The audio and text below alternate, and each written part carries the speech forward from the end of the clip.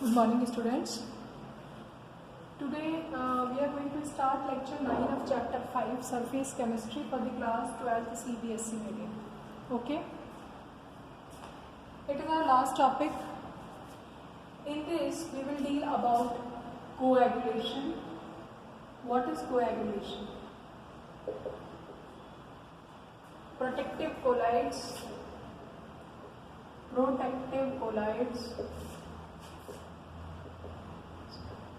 gold number and applications in short. Okay, so what is coagulation? Coagulation means conversion of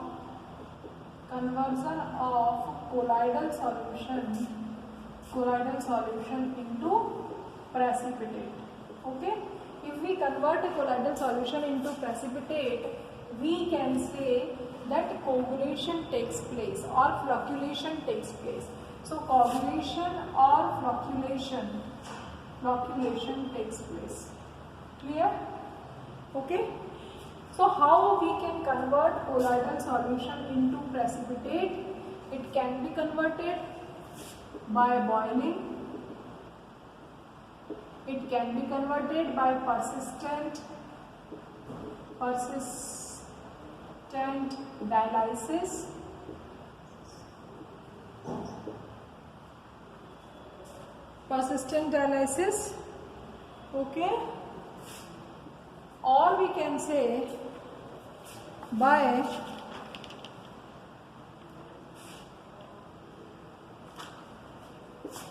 by mixing two oppositely charged ions, or by electrolyte. Okay, means by these methods we can convert colloidal solution into precipitate. We know that colloidal solution is charged. Colloidal solution is made up of particles. They have charge. So colloidal solution have charge, and if we add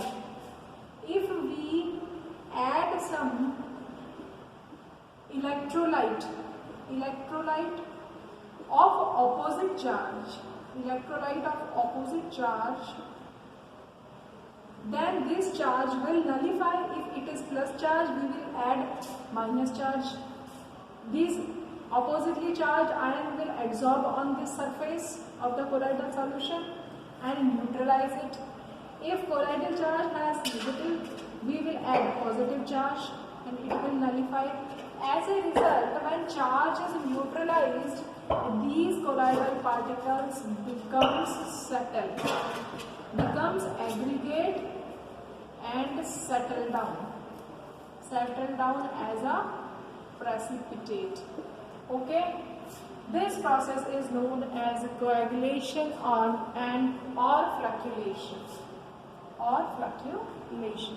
Clear? Now come to the protective colloids. What is protective colloids? In starting, when we have discussed about the classification on the basis of dispersion phase and medium, we have two type of colloids, lyophilic and lyophobic. Okay, lyophilic in which dispersed phase and dispersion medium, both phase and medium, both has strong attraction, strong affinity. Means lyophilic are solvent loving. Means there is a more attraction or affinity between phase and medium, whereas in lyophobic there is less attraction or affinity. So they are solvent hated and they are solvent loving. So which solution is stable, lyophilic sol are stable, and lyophobic sol are unstable. Okay. So these lyophobic salts can be made stable by adding lyophilic salt. Okay. So if we have lyophobic salt and we add some lyophilic salt, it will form a surface, it will form a layer on surface. Okay, so it is lyophilic salt. Okay, means these are unstable. These are unstable means when in lyophilic we add some electrolyte, they will easily precipitate out. Okay, are you understanding what I am saying? Ki lyophobic salts have less affinity in between phase and medium. As a result, these salts are unstable, and when we add some electrolyte in it, they are precipitated easily. Okay, so to protect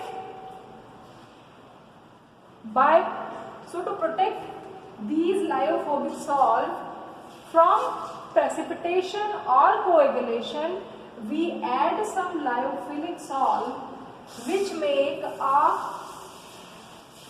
layer on surface. So it is lyophobic salt. So these lyophilic salt makes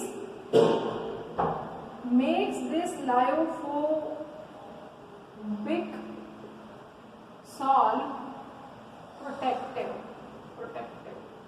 Now if we add some electrolyte, it will not. Means what I am saying, on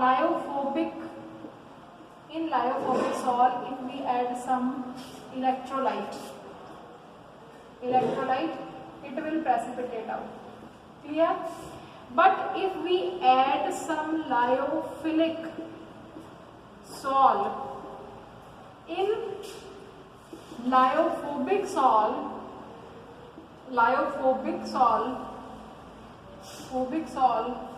and add some electrolyte, there is no precipitation takes place. It means now this solution is not coagulate or flocculate. It means this salt makes this lyophobic salt protective. So these are called protective colloids. And the capability of this protection is measured in terms of gold number. What is gold number? Gold number is the amount of lyophilic salt, minimum amount of lyophilic salt needed to prevent precipitation of 10 ml gold salt on addition of 1 ml 10% NaCl solution. Okay, what is the gold number? Gold number means the minimum amount of lyophilic salt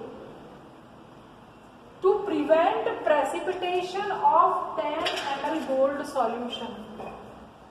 To prevent 10 ml gold solution or addition of 1 ml 10% NaCl solution. For example, we have a gold salt, and if we add 1% NaCl, 1 ml of 10% NaCl solution, it will precipitate out. Okay. So we have to prevent this precipitation. So we have to add some lyophilic sole, which is a protective colloid. So we will add this lyophilic sole. So how much this lyophilic sole is added to prevent this precipitation? That is gold number. Okay. So this is about the gold number. Now come to the Hardy-Schulze rule. Now come to the Hardy-Schulze rule. What it states? It states that Hardy-Schulze rule. Hardy-Schulze rule. Okay. Hardy-Schulze rule says that greater the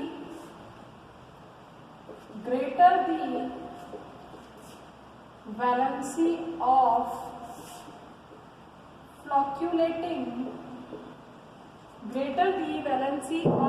flocculating ion added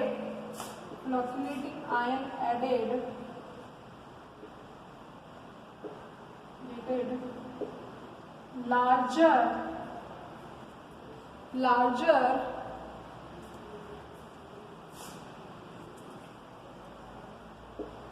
greater its precipitation, greater its precipitation power. What does it mean? Greater the valency of flocculating ion added. If we have a cation, for example some cation, okay, to precipitate out we are adding some ion in it, okay. So greater the valency of that ion which is we are going to add, greater the precipitating power. How it can be? For example,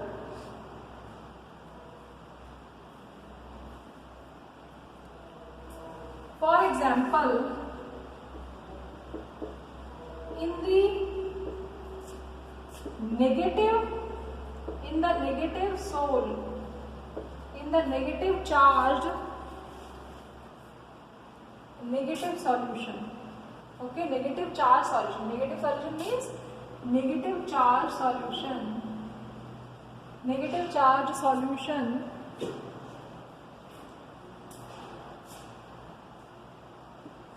in the coagulation of negative charge solution, we will add positive charge flocculating ions.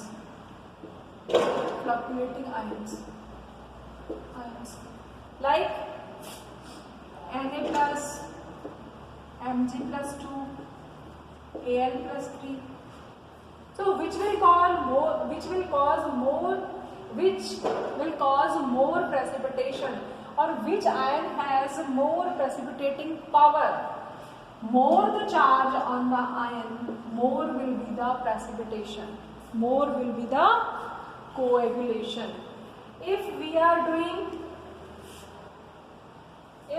doing coagulation, it is first example, it is second example. If we are doing coagulation of positive charged ion, positive charge solution, then we have to add a negative charge, then we have to add a negative charge flocculating ion,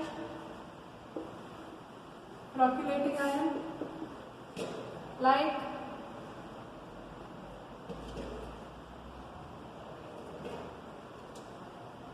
cyanide,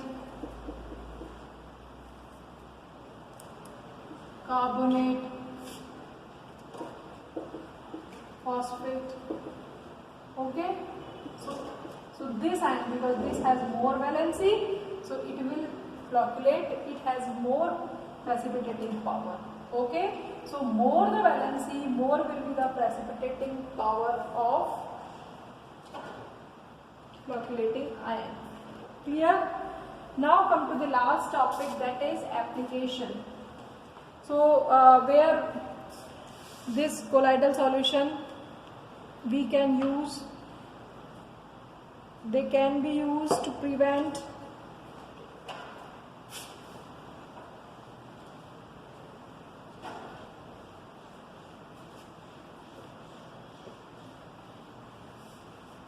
so in application, first they are used in purification of water.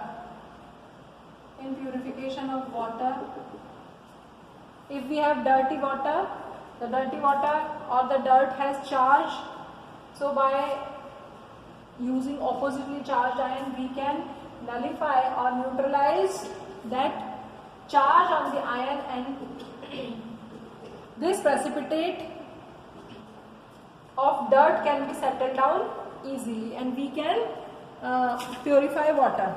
Okay. So in purification of drinking water, we can say drinking water we use alum. Okay. So alum, potassium, aluminum plus charge will neutralize oppositely charged ion.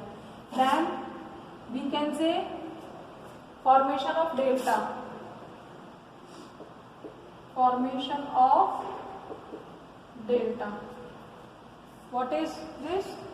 In this, we know that the place where the river met with sea. Okay? So the river has slit clay which is having negatively charged ions, charged impurity, and the place where the sea mix on the river, the sea has electrolyte. As a result, the charge is neutralized and at that place delta is formed. Number 3, in medicines, electrolytes are used. For example,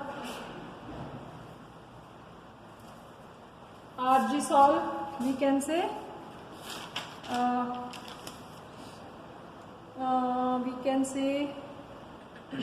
Argisol in eye infection, milk of magnesia,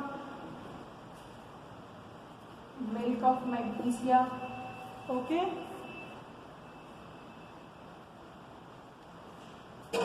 In stomach disorder,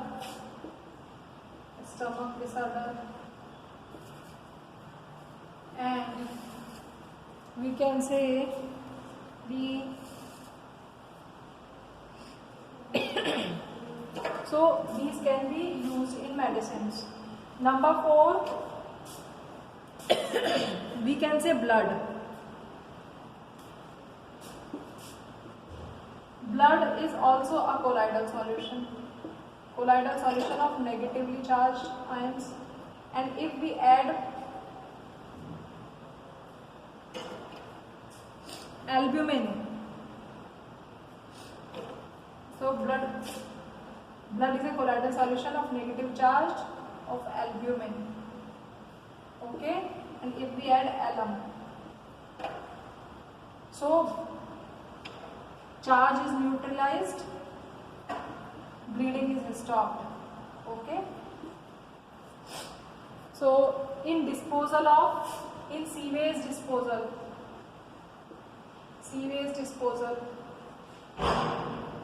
the sewage material has a charge, and there are in sewage disposal treatment there are the electrodes which having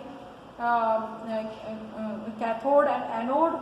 So the cation goes to cathode and anion goes to anode and charge is neutralized, and sewage is disposed of and precipitate is settled down and separated easily. So in leather industry we can say in tanning, or we can say in artificial rain, in which spraying of electrified sand or opposite charge of silver iodide precipitate on cloud. So artificial rain can be carried out in which electrified sand is sprayed on cloud. So precipitate is removed. So in all these applications, these are the important applications in which charge is neutralized and the precipitate is made easily. Okay, so it is all about this chapter. Thank you.